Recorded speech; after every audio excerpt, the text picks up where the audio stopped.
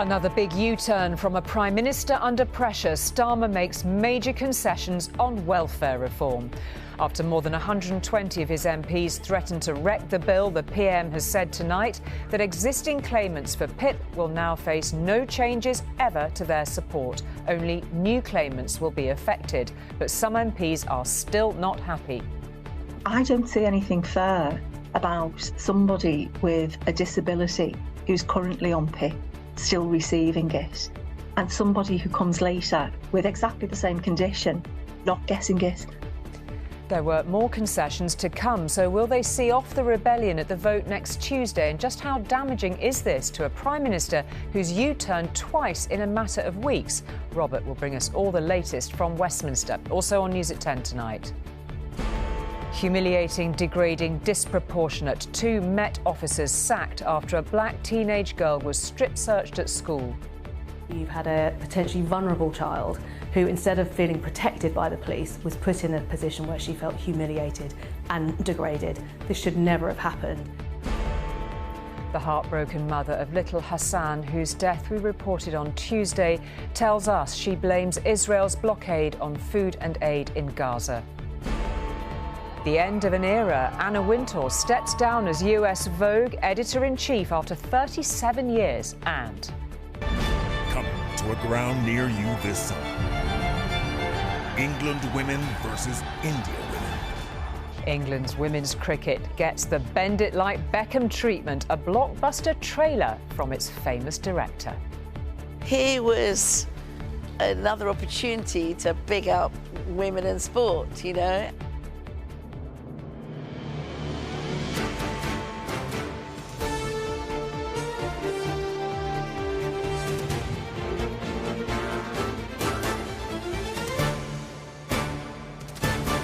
This is ITV News at 10 with Julie Etchingham. Good evening. If you couldn't hear the metaphorical brakes squealing in Downing Street this evening, you could smell the burnt rubber of another screeching government U-turn. Having finally accepted he couldn't get his welfare reform plans through Parliament next Tuesday, there was a change of tack and of tone from yesterday from the Prime Minister. Then he had dismissed criticism from his own backbenchers, 126 of them, as noises off. Well, tonight, Robert has discovered Sir Keir Starmer is watering down his proposals to the relief of thousands of existing claimants. Those already getting personal independence payments will get to keep them. Their universal credit uplift won't be changed either. And a committee reviewing future disability payments will have disability rights groups co-opted onto it. It should all mean he wins the day on Tuesday, but it stores up trouble for his Chancellor, struggling to control government spending. Ever since the government announced it was cutting disability payments, Jade has been profoundly anxious. They're trying to save money and they're attacking the disabled and they're blaming the disabled. It's the uncertainty on what's going to happen. Are they going to cut the benefit? And if they do, how would I survive? And it's because of the hundreds of thousands of Jades across the country who are set to be thrown into poverty that more than 120 Labour MPs, led by Meg Hillier, have been threatening to vote down Keir Starmer's welfare reforms that he hoped would save £5 billion. And earlier today, the Prime Minister hinted concessions were coming. That conversation will continue in the coming days so we can begin making change together on Tuesday. Tonight, the Prime Minister has backed down, or at least in substantial part, because the rebels have been told that the reforms will now only affect new claimants. Here is what I've learned about the government's climb down. Existing claimants of universal credit top-up and personal independent payment will not be affected by the new rules. Their benefits will be protected. But this won't be cheap. I estimate this will cost the Treasury £3 billion by 2029.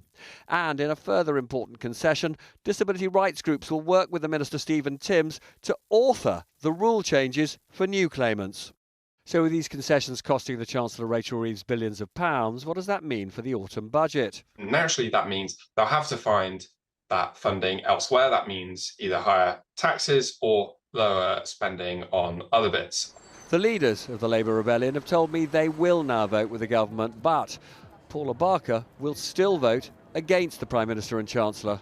The issues around people who are currently on PIP will be allowed to stay on PIP, but those who come later won't be eligible, quite frankly, is unacceptable.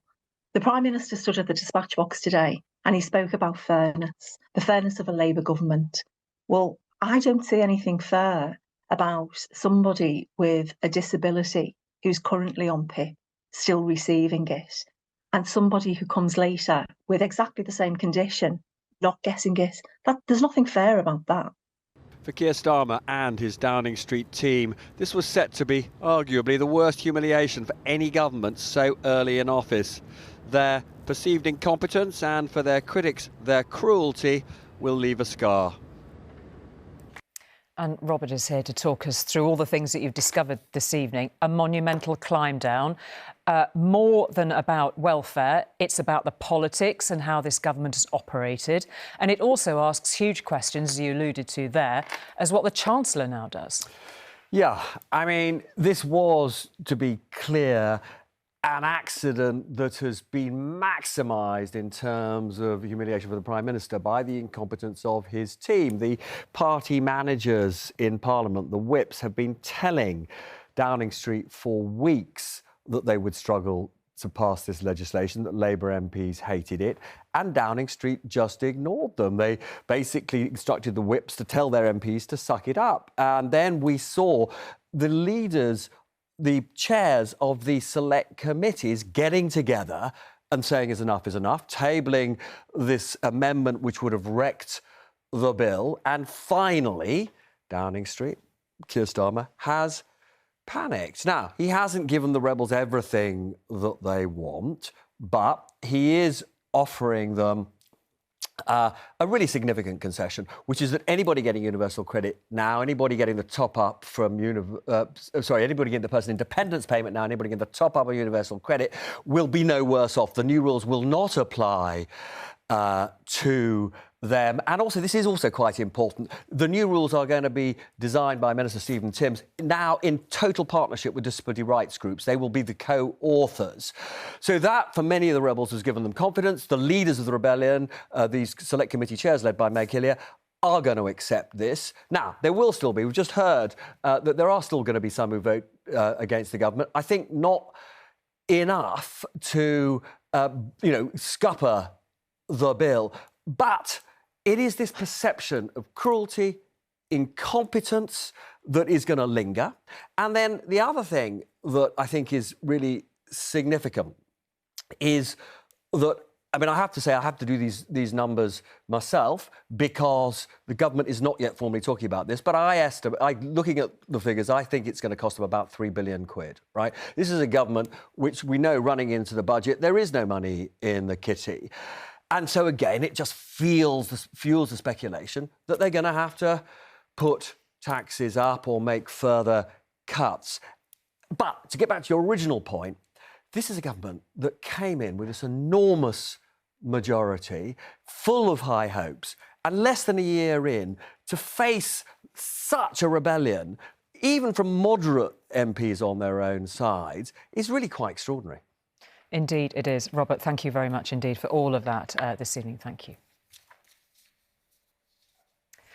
The strip searching of a 15-year-old in her school by police officers who thought she had cannabis on her understandably caused outrage. She didn't. 2 of the 3 officers involved were today judged to have committed gross misconduct by their disproportionate and humiliating treatment. They were sacked straight away. The behaviour of the 3rd amounted to misconduct. Any regrets about what happened to Child Q? She was in a position of power, but PC Ray and 2 other officers left a child feeling humiliated and degraded. Child Q was just 15 in 2020 when officers in East London told her she would be arrested if she didn't remove all her clothing, including her sanitary towel. She was searched for suspected cannabis, but none was found. A misconduct panel has concluded the search was disproportionate.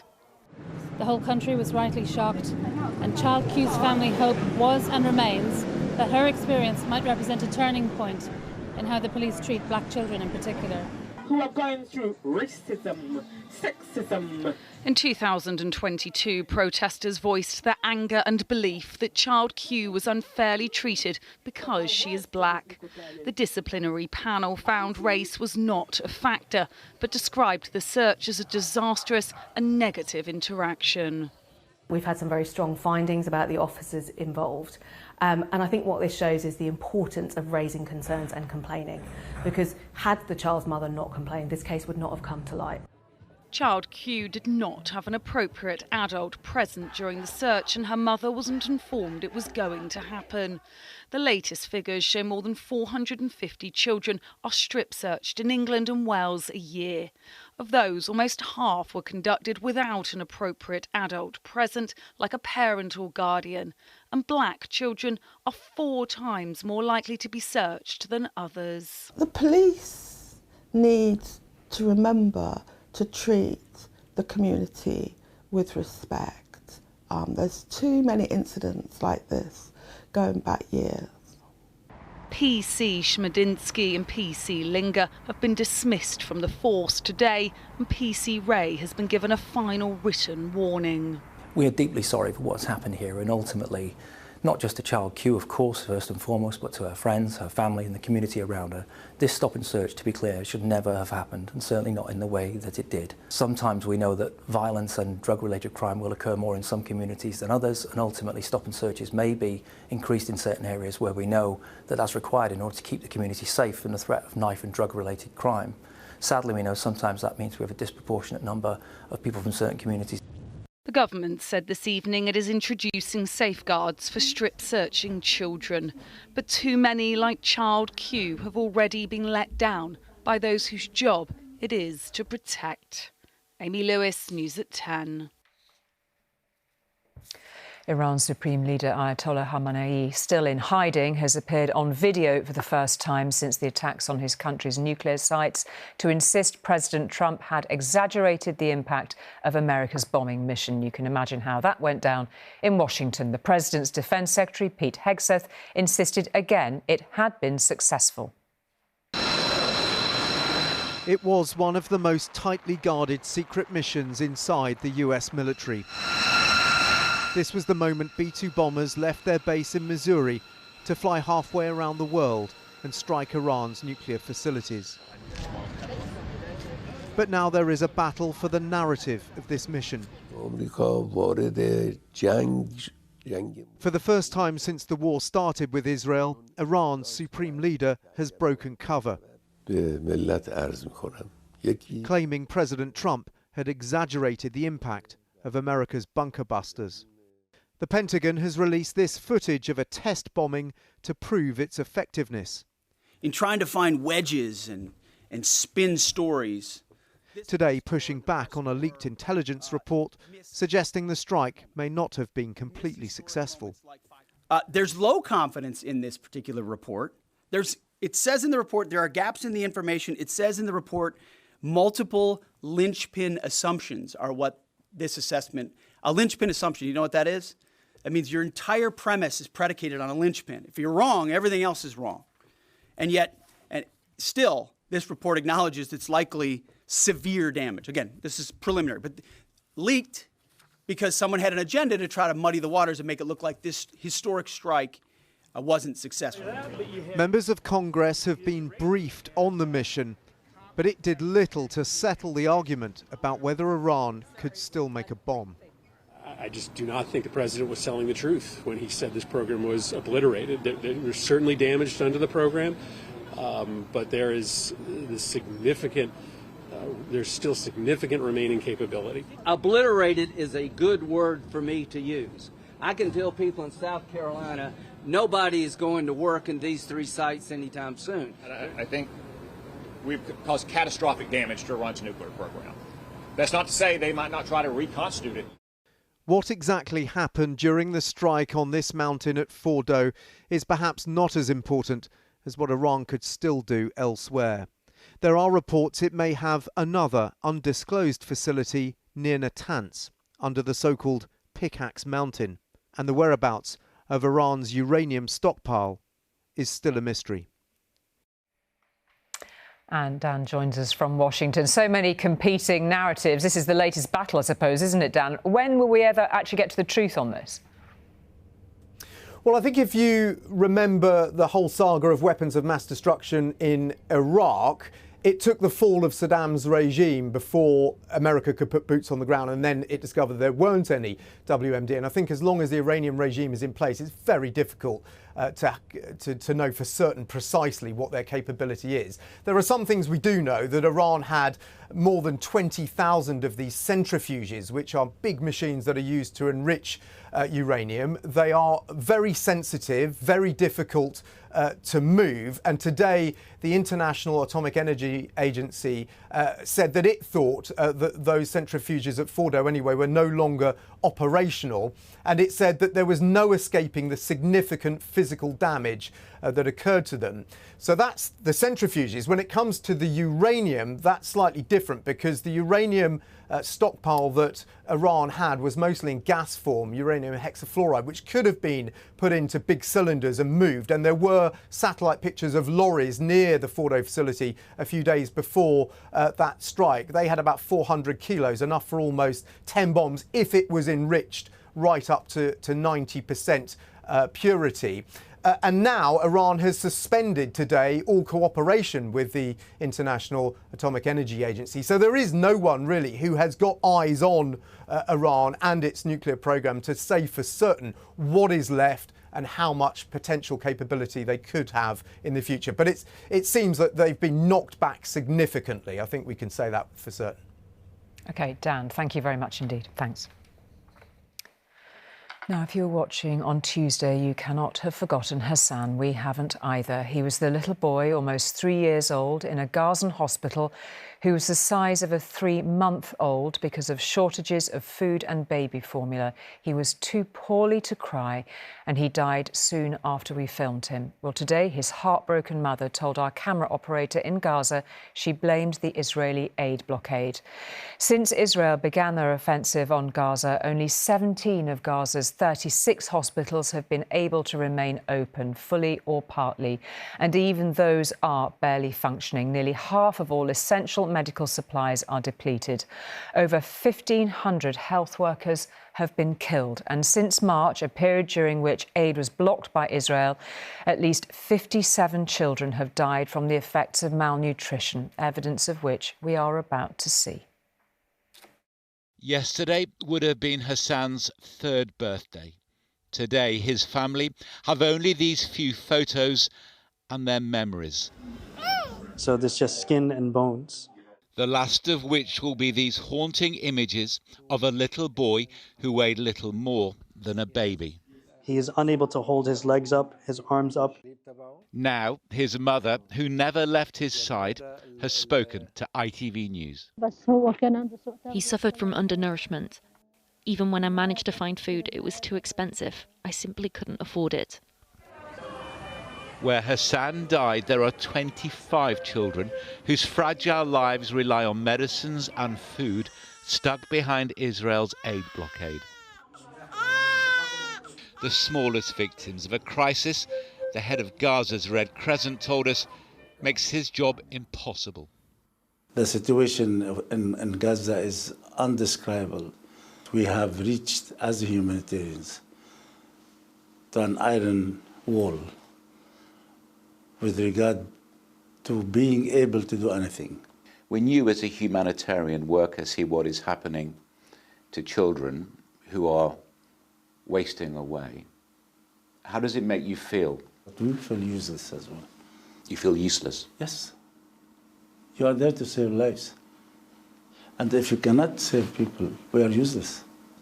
We are stretched to the limit.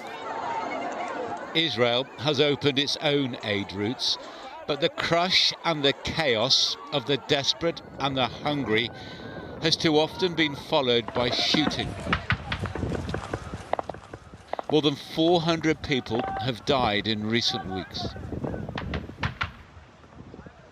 It is a militarized system, you know, and the minute you feel a threat, you shoot at your clients.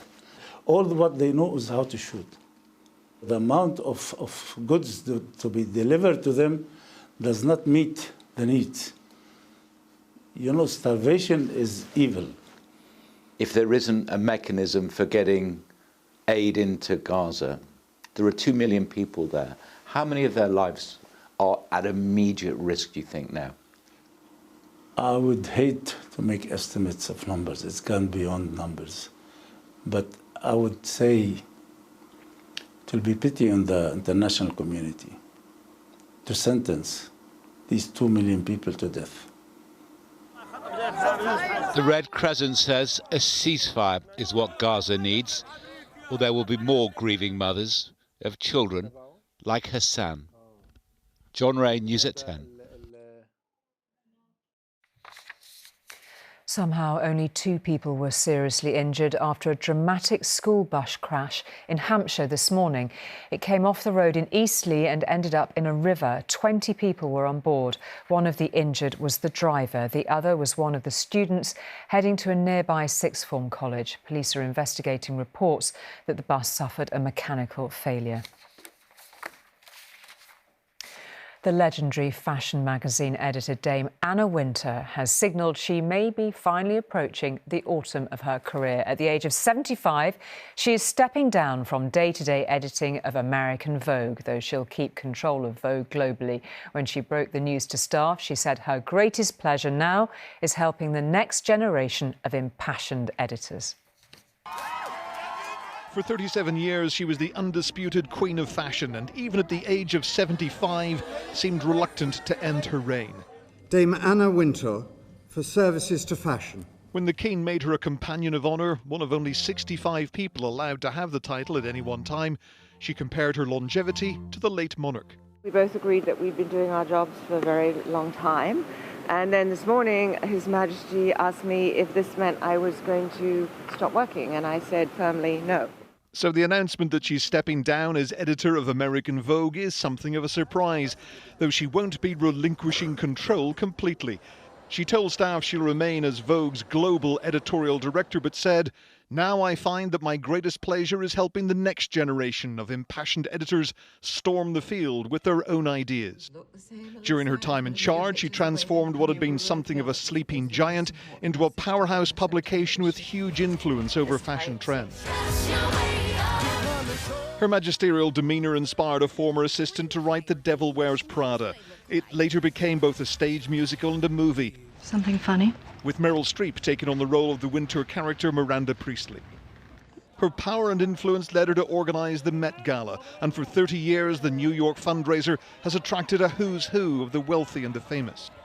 As well as rubbing shoulders with royalty from her native country, Dame Anna was honoured at the White House for her contribution to fashion. It's likely the trademark sunglasses will continue to be seen on red carpets and at catwalks in the future. But for many in the world of fashion, it's the end of an era. Ian Woods, News at 10. Normally, the appointment of a director for a new Bond film wouldn't leave too many people shaken or stirred, but they come and go. But since Amazon took over the franchise and no new 007 has yet been chosen, everyone's looking for clues as to what the next film might be like. Step forward Denis Villeneuve, the Canadian director, with a list of credits that includes 2 Dune films, the Blade Runner sequel and 4 Oscar nominations. Amazon will be hoping that he can deliver for them. Now, when the tree fungus ash dieback was first identified in Britain more than a decade ago, the omens were not good. The entire species appeared to be at risk. Millions of the trees have indeed died, but nature has once again proved its ability to defy the odds.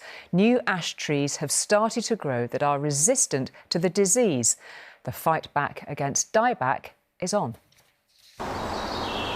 For centuries, the ash tree has stood sentinel across the British landscape.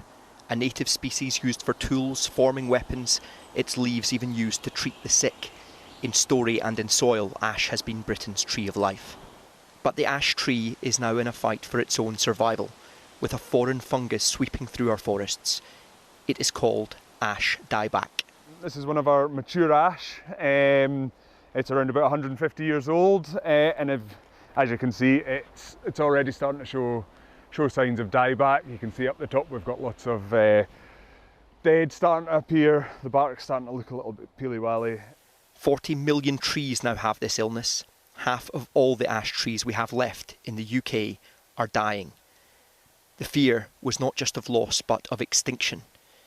The ash's slow retreat is written in the bark. It's brown, it's stone dead. But here, the forest is fighting back. A new generation of ash has developed its own immunity to the blight. Here you can see we've got a nice healthy example. It's showing absolutely no signs of dieback in it, and identical next to it, same size and everything. You can tell that this one has shown its first signs, so it's starting to lose all its leaves. Now scientists analysing the DNA of ash trees that do survive the blight have discovered green shoots of hope, an evolution not over centuries but in front of our eyes.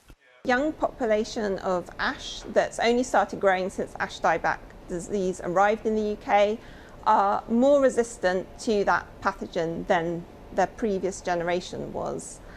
Another really exciting thing we found is that this is a great example of natural selection operating in the wild. Death and decay has swept through these woods, but a new resilient generation now rises. The ash tree that once healed us has begun to heal itself. Peter Smith, News at 10, Edinburgh. Wonderful. Now, in the depths of the post office computer scandal, sub-post mistress Jo Hamilton ended up wrongly, of course, with a criminal record. How times have changed. Today, she was at Buckingham Palace to receive an OBE for services to justice. Princess Anne did the honours. Mrs Hamilton was portrayed in the ITV drama Mr Bates versus the Post Office. She has settled her claim, but said today the fight goes on for others. We are still at war, she said, until the rest of the postmasters are paid. And congratulations to her. Whether you're prosecuted or not, we all, having no money for decades for something you haven't done is awful.